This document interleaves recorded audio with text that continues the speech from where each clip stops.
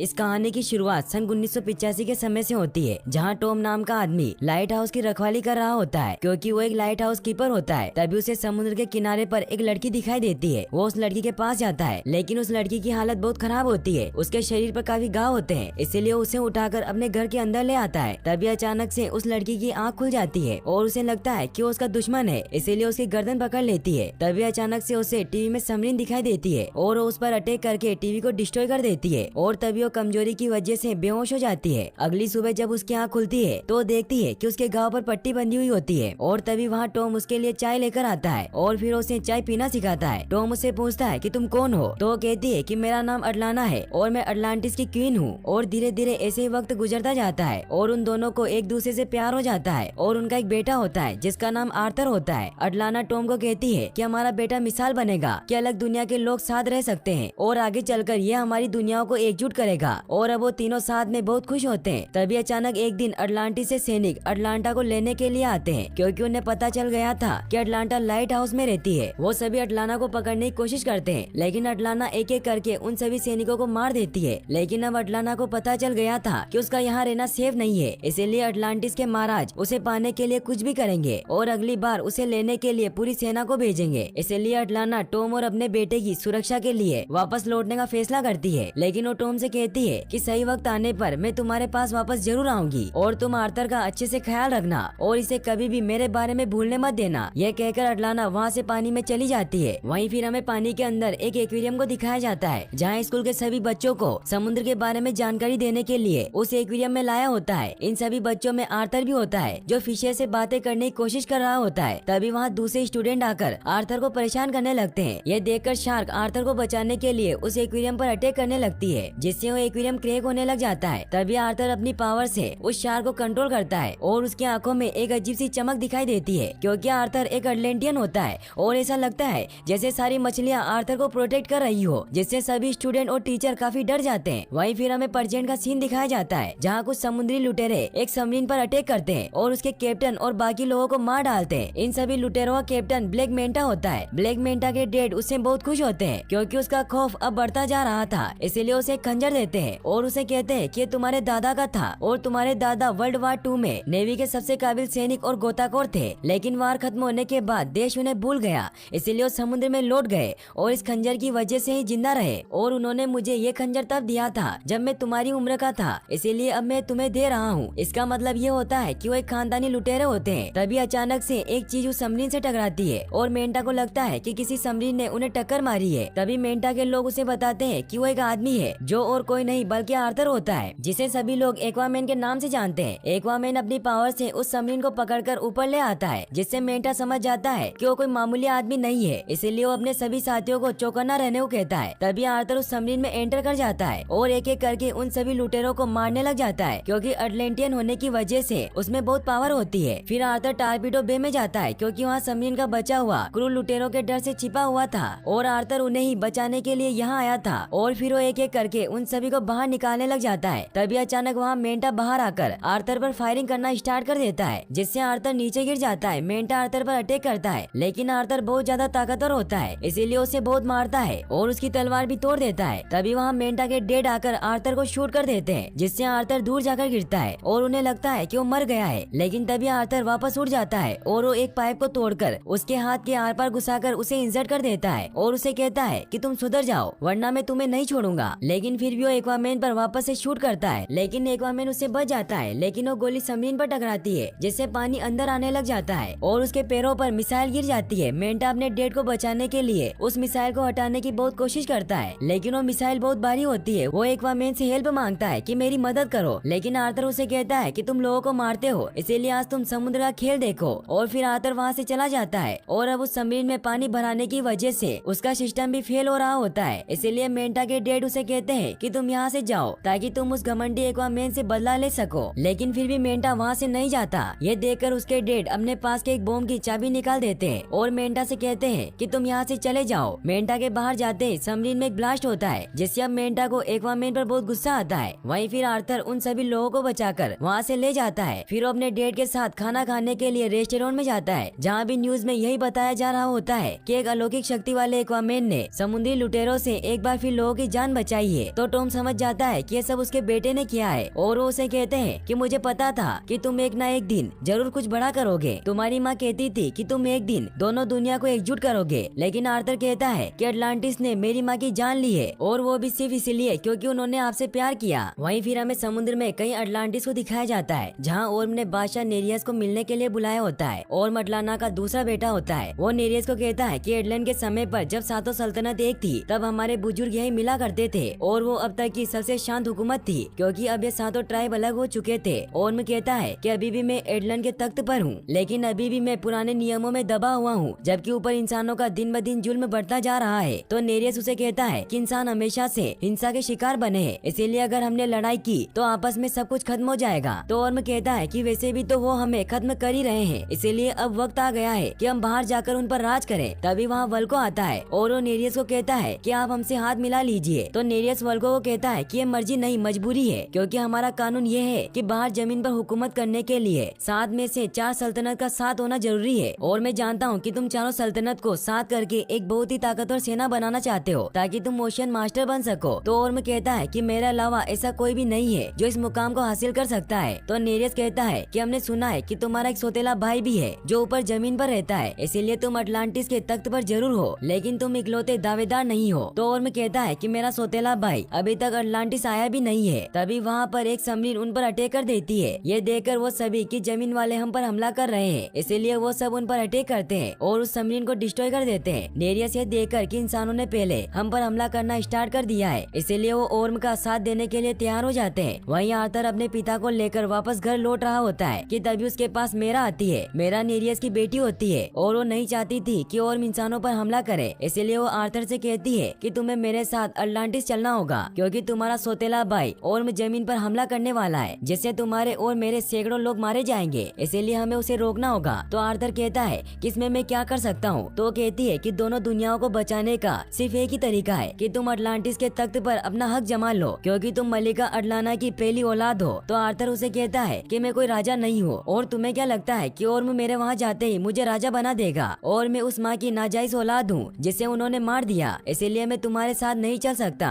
तो मेरा कहती है कि मैं वल्को की वजह से यहाँ आई हूँ क्योंकि वल्को को पता चल गया है कि एडलेन का ट्राइडेंट कहाँ है और अगर तुम उस ट्राइडेंट को पाने में कामयाब हो गए तो सब तुम्हारी सुनेंगे क्योंकि एडलेन का ट्राइडेंट इतना खतरनाक होता है कि वो कभी भी नष्ट नहीं हो सकता, इसीलिए तुम उसे पाने के बाद ओर्म को युद्ध में हराकर तख्त को हासिल कर लेना। लेकिन आर्थर कहता है कि मेरी रियासत मेरी माँ के साथ ही खत्म हो गई है और अगर ओर्म ने हमला किया तो मैं उन सबको चुन चुन कर मारूंगा। यह कहकर आर्थर वहाँ से चला जाता है। वहीं फिर हमें ब्लैक मेंटा को दिखाया जाता है जिससे ओर्म के सैनिक मिलने आते हैं क्योंकि ओर्म के कहने पर ही उसने सबमरीन से वहाँ अटैक करवाया था। इसका मतलब ये था कि इंसानों ने वहाँ अटैक नहीं किया था बल्कि ओर्म ने नेरियस का साथ पाने के लिए ये सब किया था। इस काम के लिए वो सैनिक मेंटा को इनाम देते हैं, लेकिन मेंटा कहता है कि मुझे इनाम नहीं बल्कि एक्वामैन चाहिए क्योंकि उसने मेरे डैड को मारा है। लेकिन वो सैनिक कुछ नहीं कहते और वहाँ से चले जाते हैं। वहीं हमें आर्थर को दिखाया जाता है जो अपने डैड को लेकर घर लौट रहा होता है। तभी वो देखता है कि समुद्र में बहुत बड़ा तूफान आ रहा है और वो सभी जहाजों को बहाकर किनारों की तरफ ला रहा है। यह देखकर आर्थर बहुत स्पीड में वहाँ से गाड़ी भगाता है, लेकिन तभी उसकी कार भी तूफान की चपेट में आ जाती है और एक लकड़ी से टक्कर की वजह से वो अपने डैड से बहुत दूर चला जाता है। वो अपने डैड को ढूंढता हुआ आगे आता है, लेकिन उसे अपने डैड कहीं नजर नहीं आते। तभी उसे एक अजीब सा कवच दिखाई देता है और जब वो उसके अंदर जाता है तो देखता है कि मेरा ने उसके डैड को बचाने के लिए वो कवच बनाया था।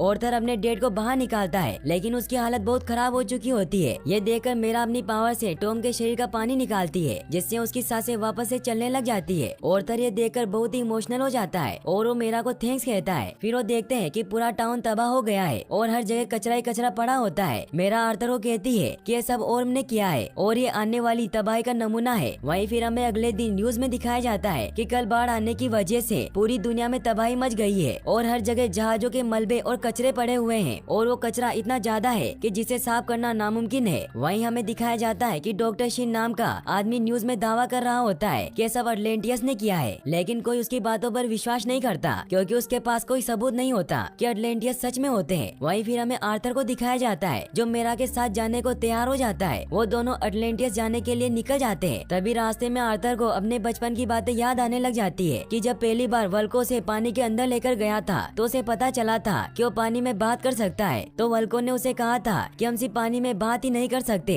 बल्कि बहुत कुछ कर सकते हैं, जैसे बहुत ही स्पीड स्पीड में स्विम करना, और साथ ही वल्को से ये भी बताता है कि अटलांटियस का शरीर इतना शक्तिशाली होता है कि वो बेइंतहा ठंड और दबाव को सहन कर सकता है, और साथ ही तुम अंधेरों में भी अपना रास्ता देख सकते हो। और धीरे धीरे वल्को उसे ये सब कुछ सिखाने लग जाता है। तभी हमें वापस प्रेजेंट में आर्थर को दिखाया जाता है, जहाँ मेरा आर्थर को अपने छिपाए हुए शिप तक लेकर जाती है, और फिर वो दोनों उस शिप में बैठकर निकल जाते हैं। मेरा एक सीक्रेट रास्ते से होते हुए आर्थर को अटलांटिस की सल्तनत तक लेकर जाती है, जहाँ अंदर जाने के लिए पुल बनाया होता है। मेरा आर्थर को कहती है कि पुल सदियों पहले बनाया गया था और राजधानी में जाने का यही इकलौता रास्ता है। तो आर्थर कहता है कि हम दीवार कूदकर भी तो अंदर जा सकते हैं। तो मेरा कहती है कि जिसने भी ऐसा करने की कोशिश की वो हाइड्रो कैनन्स की अटैक की वजह से मारा गया। फिर वो दोनों उस ब्रिज से अंदर एंटर करते हैं, क्योंकि मेरा के पास वहाँ का परमिट होता है। अटलांटिस बहुत ही खूबसूरत और हाईटेक सिटी होती है, जिसे देखकर आर्थर भी हैरान हो जाता है। फिर मेरा उसे पुराने शहर में एक महफूज जगह में लेकर जाती है, क्योंकि शाही घराने वाले इतनी गहराइयों में कभी नहीं आते। और फिर वो दोनों उस पुरानी शिप के अंदर जाते हैं, जिसे मेरा ने अपने मैजिक से कवर कर रखा था, क्योंकि शाही खून ही पानी और हवा में सांस ले सकता है। वल्को भी वही होता है। आर्थर वल्को को कहता है कि लो मैं तुमसे मिलने आ गया। मेरा वल्को को कहती है कि ओर्म ने जमीन वालों पर हमला क्यों किया। तो वल्को से कहता है कि पहले जमीन वालों ने हम पर और तुम्हारे पिता पर हमला किया था। तो आर्थर उसे कहता है कि ऐसा हो ही नहीं सकता, क्योंकि उनके लिए अटलांटिस एक कहानी है। तो वल्को कहता है कि मैं वही था जब इंसानों ने हम पर सबनीन से हमला किया था, क्योंकि वल्को को भी पता नहीं होता कि ये सब ओर्म ने मेंटा की मदद से किया था। फिर वल्को मेरा को बताता है कि अब जेबल और अटलांटिस दोनों मिल गए हैं, जिससे ओर्म के पास इतनी बड़ी फौज है जो बाकी सल्तनतों को घुटने टेकने पर मजबूर कर देगी। इसीलिए अगर ये जंग रोकनी है तो आर्थर को अभी ओर्म का तख्त छीनना होगा। तो आर्थर कहता है कि मैं तो एक परदेसी हूँ, इसलिए मैं बादशाह कैसे बनूंगा। तो वल्को कहता है कि अगर तुम एडलन का खोया हुआ ट्राइडेंट हासिल कर लो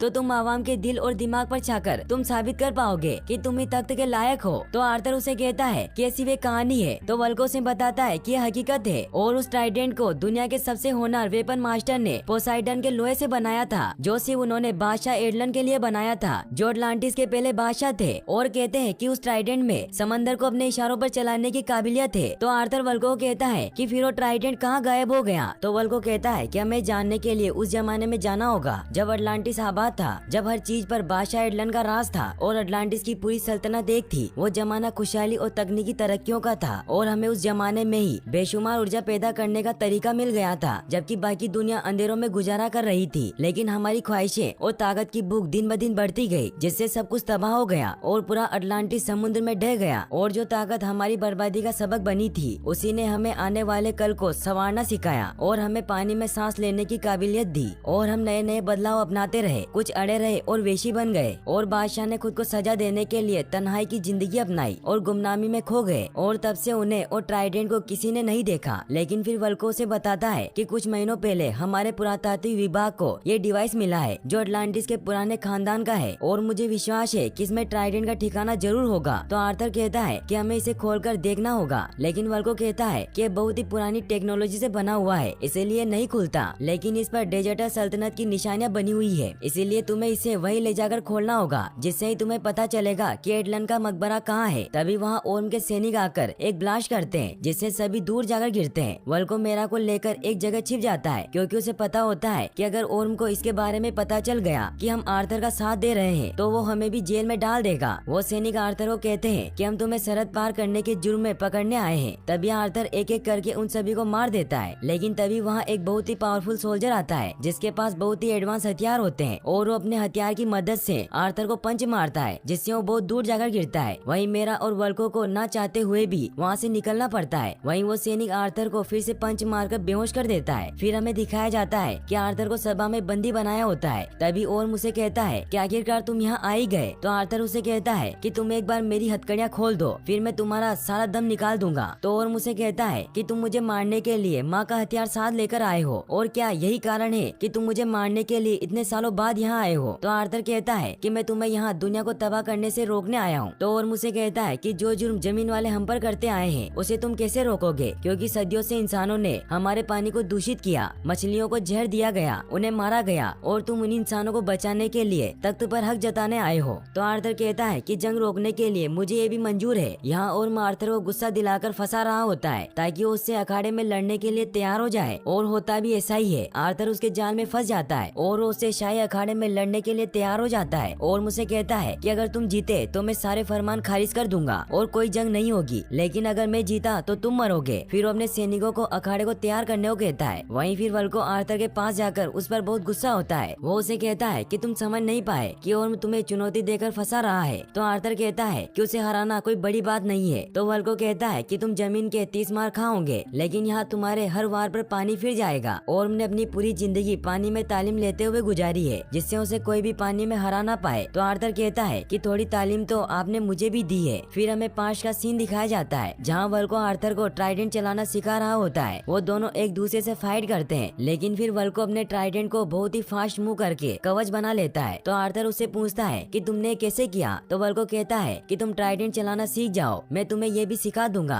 आर्थर उस कवच को तोड़ने के लिए उस पर अटैक करता है, लेकिन वो इससे दूर जाकर गिरता है। आर्थर वल्को कहता है कि ये तो चीटिंग है, हम इसकी जगह तलवार क्यों नहीं इस्तेमाल करते। तो वल्को से समझाता है कि तुम्हारी माँ का ट्राइडेंट है और अगर तुम इसे नहीं चला पाए तो तुम कभी भी बादशाह नहीं बनोगे। तो आर्थर कहता है कि मेरी माँ मुझसे कभी मिलने क्यों नहीं आती। तो वल्को से कहता है कि मैंने तुम्हें कितनी बार कहा है कि जब तुम तैयार हो जाओगे तो मैं तुम्हें उनसे जरूर मिलवाऊंगा। तो आर्थर कहता है कि तुम कब तक मुझसे झूठ बोलोगे, तुमने जो कुछ कहा मैंने वो सब किया, और जब भी मैं कोई इम्तिहान पास करता हूँ तो तुम दूसरा ले आते हो, और क्या मेरी माँ मुझसे प्यार नहीं करती। तो वल्को से कहता है कि मलिका अटलाना को इस जहां में तुमसे प्यारा और कोई नहीं है, इसीलिए तुम्हें बचाने के लिए उन्हें अटलांटिस लौटना पड़ा। बादशाह ऑर्वेक्स और उनका रिश्ता काफी पहले ही तय हो चुका था, इसलिए मजबूरन उन्हें उससे शादी करनी पड़ी और वारिस देना पड़ा शहजादा ओर्म। पर जब ऑर्वेक्स को तुम्हारे बारे में पता चला तो जलन की आग में अंधे हो गए और उन्होंने तुम्हारी माँ को ट्रेंच के जानवरों को बलि चढ़ा दिया। इन सभी बातों को याद करके आर्थर को बहुत गुस्सा आता है और वो वल्को को कहता है कि मैं कुछ नहीं भूला, मुझे सब याद है। वहीं हमें दिखाया जाता है कि ओर्म मेरा को एक ब्रेसलेट देता है और उसे कहता है कि मेरी माँ की आखिरी निशानी है, लेकिन वो असल में एक ट्रेकर होता है, क्योंकि ओर्म को मेरा पर शक था कि वो भी आर्थर के साथ मिली हुई है। वहीं फिर लड़ाई के लिए आर्थर को अखाड़े में लाया जाता है, जहाँ हर तरफ लावा ही लावा होता है। फिर उन दोनों के बीच फाइट स्टार्ट होती है, जहाँ पहले तो दोनों एक दूसरे पर बहुत भारी पड़ते हैं, लेकिन फिर थोड़ी देर के बाद ओर्म आर्थर पर भारी पड़ने लगता है, क्योंकि वो ट्राइडेंट चलाने में माहिर था। वो आर्थर पर बार बार वार करता है, जिससे आर्थर का ट्राइडेंट टूट जाता है। यह देखकर आर्थर बहुत दुखी होता है, क्योंकि वो ट्राइडेंट उसकी माँ का था। तभी ओर्म आर्थर को मारने लगता है, लेकिन तभी वहाँ मेरा अपनी पावर से ओर्म को नीचे गिरा देती है और फिर वो आर्थर को अपनी शिप में बिठाकर वहाँ से ले जाती है। मेरा आर्थर पर बहुत गुस्सा होती है कि हमारा प्लान था कि एडलन का ट्राइडेंट हासिल करके ओर्म को चुनौती देना। तभी ओर्म के सैनिक अपनी शिप लेकर उन पर अटैक करने लग जाते हैं। मेरा फुल स्पीड में वहाँ से भाग रही होती है। मेरा को एक आइडिया आता है और वो अपनी शिप को ब्रिज के कैनन की तरफ लेकर जाती है, जिससे कैनन के अटैक से वो ओर्म के सारे सैनिकों को मार देती है। लेकिन ओर्म अभी भी उनके पीछे होता है और उस पर फायर कर देता है, जिससे मेरा का शिप लावा में गिरने लगता है। और मेरा का यही प्लान होता है कि उन सभी को धोखा दे और उन्हें ऐसा लगे कि वो मर गए हैं, इसीलिए वो शिप के लावा में गिरने से पहले ही बाहर निकल जाते हैं। और फिर आर्थर अपनी पावर से वेल से बात करता है और उसके मुंह में वो दोनों छिप जाते हैं। फिर ओर्म जब अपने सैनिकों के साथ वहाँ उन्हें ढूंढने जाता है तो उसे भी ऐसा ही लगता है कि वो मर गए हैं। वहीं मेरा बहुत हैरान होती है, क्योंकि आर्थर वेल से बात कर रहा होता है। फिर आर्थर उससे पूछता है कि अब हमें कहाँ चलना होगा। तो मेरा कहती है कि हमें डेजर्टर की सल्तनत में चलना होगा, जो सहारा रेगिस्तान में है। फिर वो दोनों पानी से बाहर निकलकर एक प्लेन से सहारा के लिए निकल जाते हैं। वहीं हमें दिखाया जाता है कि उस ब्रेसलेट की मदद से ओर्म को पता चल जाता है कि मेरा जिंदा है और वो डेजर्टर की सल्तनत की तरफ बढ़ रही है, इसीलिए वो कैप्टन को उन्हें खत्म करने के ऑर्डर देता है। लेकिन तभी जेरियस उसे कहता है कि मेरा को गिरफ्तार करो और सही सलामत मेरे हवाले करो। तो ओर्म कहता है कि उसने गद्दारी की है। तो नेरियस कहता है कि वो मेरी बेटी है, इसीलिए अगर उसका बाल भी बाका हुआ तो मैं लड़ाई में तुम्हारा साथ नहीं दूंगा। ओर्म को मजबूरी में उसकी बात माननी पड़ती है, इसीलिए वो कहता है कि उन्हें गिरफ्तार करो। वहीं हमें मेरा को दिखाया जाता है, जिसे हमने डिवाइस की मदद से पता चल जाता है कि डेजर्टर की सल्तनत ठीक उनके नीचे है, इसीलिए वो दोनों बिना पैराशूट के नीचे कूद जाते हैं, क्योंकि अटलांटियन होने की वजह से उनकी बॉडी बहुत मजबूत होती है, इसीलिए वो दोनों सेफली नीचे लैंड कर जाते हैं। वहीं हमें ब्लैक मेंटा को दिखाया जाता है, जिससे ओर्म के सैनिक मिलने आते हैं। वो उसे ओर्म का पैगाम देते हैं, जिसमें ओर्म उसे बताता है कि मैं नियमों में बंधा हुआ हूँ, इसलिए मैं आर्थर और मेरा को खत्म नहीं कर सकता, मगर तुम उसे मार सकते हो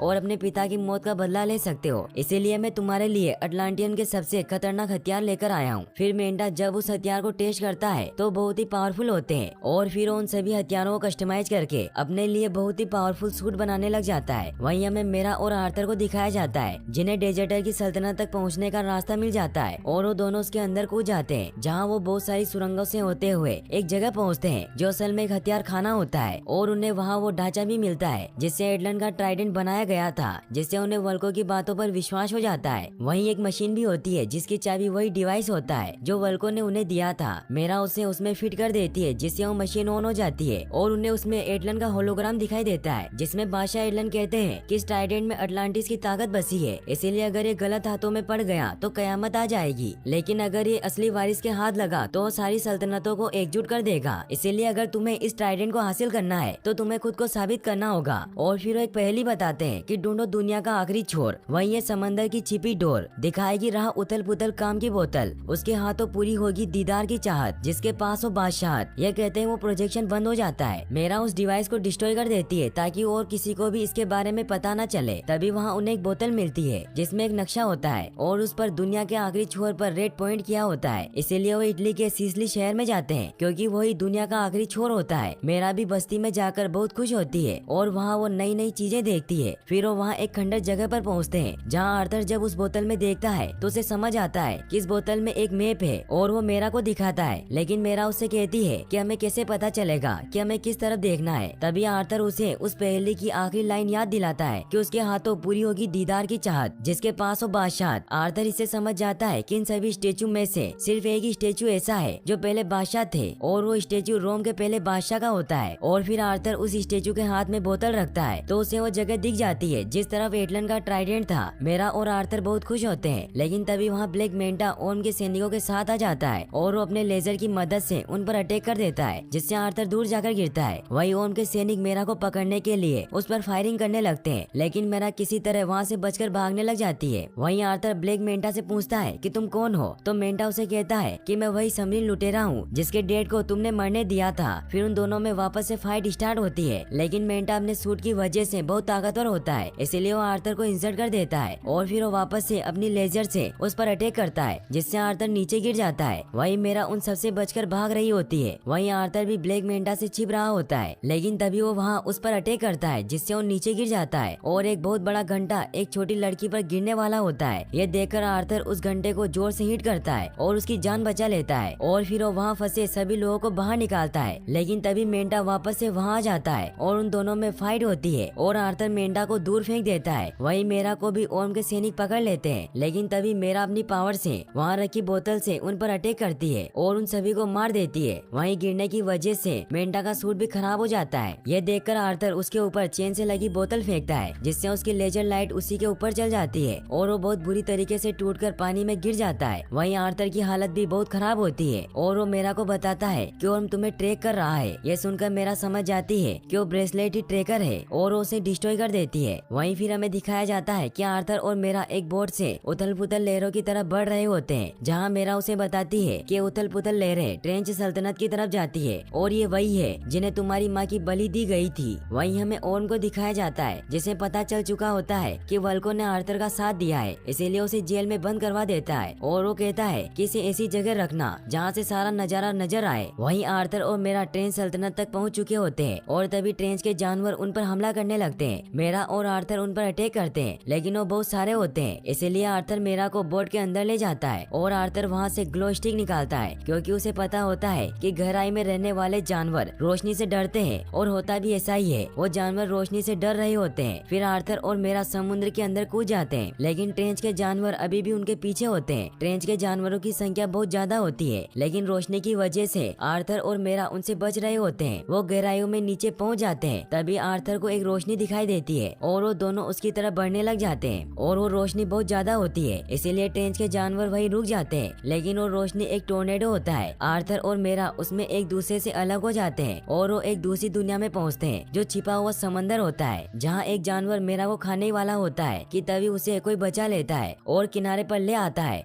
आर्थर भी मेरा को ढूंढते हुए वहाँ पहुँच जाता है और जब वो आदमी अपना मास्क उतारता है तो और कोई नहीं बल्कि आर्थर की माँ अटलाना होती है। आर्थर और अटलाना एक दूसरे को देखकर बहुत खुश होते हैं और वो एक दूसरे को हक कर लेते हैं। फिर अटलाना उन्हें एक जगह लेकर जाती है जहाँ आर्थर अपनी माँ को कहता है कि डैड आज भी आपके इंतजार में हर सुबह उसी जगह खड़े रहते हैं, लेकिन आप पिछले 20 सालों से वापस क्यों नहीं आई? तो अटलाना उसे बताती है कि जिस पोर्टल में तुम आए हो वो यहाँ से निकलने नहीं देता, बस सिर्फ एटलन का ट्राइडेंट ही हमें यहाँ से निकाल सकता है जो उस झरने के पीछे है, लेकिन उसकी रखवाली करातन करता है जो इस दुनिया का सबसे खतरनाक राक्षस है। तो मेरा कहती है कि हम सब साथ चलकर उसे हराएंगे। तो अटलाना कहती है कि वो बहुत ही ताकतवर है और वो असली बादशाह को ही उस ट्राइडेंट को छूने देगा। आर्थर वहाँ जाने के लिए तैयार हो जाता है। आर्थर उस झरने के पीछे जाता है जहाँ एटलन का ट्राइडेंट रखा हुआ होता है, लेकिन तभी वहाँ करातन आ जाता है। लेकिन हमें यहाँ करातन की पूरी बॉडी नहीं दिखाई जाती। आर्थर उस पर अटैक करता है, लेकिन करातन उसे बहुत मारता है। लेकिन तभी आर्थर अपनी पावर से उसे बात करता है। इससे करातन बहुत हैरान होता है कि आर्थर उसे सुन सकता है। वो आर्थर को कहता है कि सिर्फ एक तुम ही हो जिसने बादशाह एडलन के बाद मुझसे बात की, और फिर उससे पूछता है कि तुम कौन हो। तो आर्थर कहता है कि मैं कुछ नहीं हूँ, बस मैं अपनों और अपनी दुनिया को यहाँ बचाने के लिए आया हूँ। लेकिन करातन उसे कहता है कि अभी तक जो भी यहाँ आया वो एडलन का ट्राइडेंट उनके हाथों से नहीं निकाल पाया, इसीलिए तुम भी कोशिश कर सकते हो। आर्थर उस ट्राइडेंट के पास जाता है और उसे बाहर निकाल लेता है, जिससे एडलन की रूह उस ट्राइडेंट में समा जाती है और आर्थर में इतनी पावर आ जाती है कि वो सभी चीजों को कंट्रोल कर सके। फिर आर्थर उस झरने से बाहर आता है। अडलाना और मेरा आर्थर को देखकर बहुत खुश होते हैं। वहीं फिर हमें ओर्म को दिखाया जाता है, जो ब्राइन सल्तनत पर कब्जा करने के लिए आगे बढ़ रहा होता है, क्योंकि ब्राइन सल्तनत बहुत ही पावरफुल होती है। इसीलिए अगर ओर्म ने उनके बादशाह को मारकर उन पर कब्जा कर लिया तो ओशियन मास्टर बन जाएगा और उसके पास दुनिया की सबसे खतरनाक फौज होगी। इसीलिए आर्थर ब्राइन सल्तनत पर अटैक कर देता है। उन दोनों की सेनाओं के बीच बहुत ही खतरनाक फाइट होती है। वहीं ओर्म ब्राइन के बादशाह के पास पहुंचता है ताकि उसे मारकर उसकी फौज को अपना बना सके और मुझे मारने लगता है। लेकिन तभी वहाँ जमीन में धमाका होता है और जमीन से करातन बाहर निकलने लगता है, जिसके ऊपर आर्थर बैठा हुआ होता है। और हमें यहाँ करातन की पूरी बॉडी दिखाई देती है, जो बहुत ही बड़ा और ताकतवर राक्षस होता है। और ये देखकर करातन पर हमला करने लगता है, लेकिन करातन पर इसका कोई भी असर नहीं होता और वो एक एक करके सभी शिप को डिस्ट्रॉय करने लग जाता है। वहीं आर्थर अपनी पावर से ओर्म के सभी जानवरों को अपने वश में कर लेता है, जिससे हम सारी फिशेस उसके साथ हो जाती है और वो ओर्म के सैनिकों और शिप को डिस्ट्रॉय करने लग जाती है। लेकिन तभी ओर्म अपने शिप से आर्थर पर अटैक करता है, जिससे वो दूर जाकर गिरता है। लेकिन तभी वहाँ मेरा आ जाती है और वो आर्थर से कहती है कि इस लड़ाई में लाशों के ढेर लग रहे हैं, इसीलिए तुम्हें ओर्म को हराकर ये लड़ाई रुकवानी होगी। लेकिन आर्थर उसे कहता है कि अगर मैं उसे नहीं हरा पाया तो क्या होगा। तो मेरा कहती है कि पहले तुम पानी में कमजोर पड़े थे, लेकिन इस बार तुम उसे ऊपर ले जाकर खुली हवा में हराना। और फिर मेरा आर्थर को किस करती है, क्योंकि इतने वक्त साथ रहने से उन्हें एक दूसरे से प्यार हो गया था।